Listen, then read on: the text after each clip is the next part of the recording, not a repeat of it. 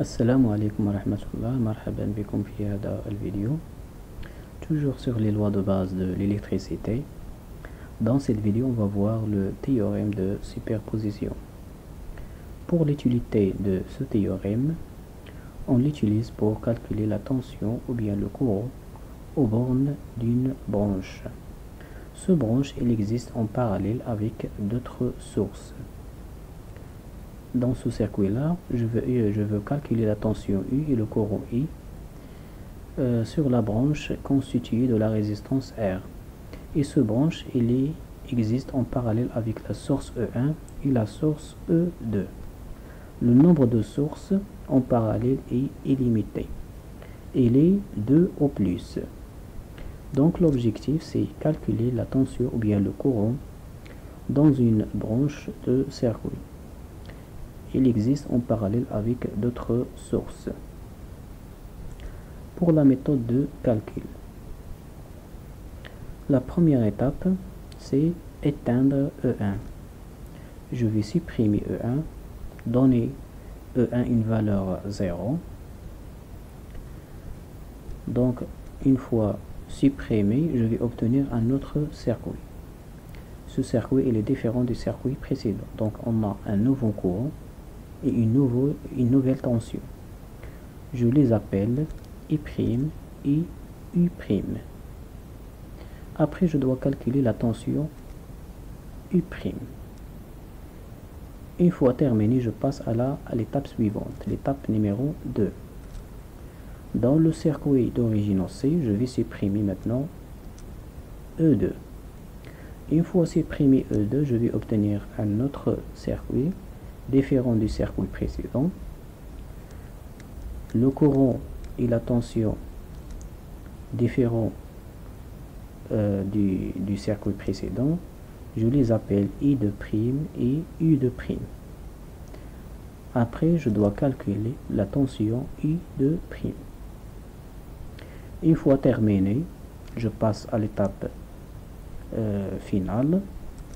Donc l'étape finale, je vais calculer la tension I par la somme des deux tensions obtenues dans les deux étapes précédentes. Ça veut dire la tension I est égale à la tension E' plus la tension U'. Donc voilà. Après, je vais faire une application pour ce théorème. Donc l'application, je vais prendre un circuit constitué de deux sources, E1 et E2, qui sont en parallèle avec une branche constituée de la résistance R3. Je dois calculer la tension U. Pour les données de circuit R1, R2, R3 et les sources de tension E1 et E2. La question, c'est calculer la tension U en utilisant la superposition. Donc, je vais suivre les étapes que j'ai expliquées précédemment. Donc, premièrement, l'étape 1, éteindre E1. Une fois éteindre E1, je vais obtenir ce circuit-là. Et la tension au bord de la résistance R3, c'est U'. Donc, ici dans ce circuit, j'ai deux résistances en parallèle, c'est R1 et R3. Donc, je vais les associer dans une seule résistance équivalente est égale R1 en parallèle avec R3. Voilà le circuit obtenu. Donc, je dois calculer la tension I' et je vais appliquer ici la théorie, la loi de diviseur de tension. Donc, I' à quoi est égal? C'est la tension source E2 fois la résistance équivalente R1, R3 divisé par la résistance R2 plus la résistance équivalente. La résistance équivalente R1, R3, c'est le produit des deux résistances divisé par la somme.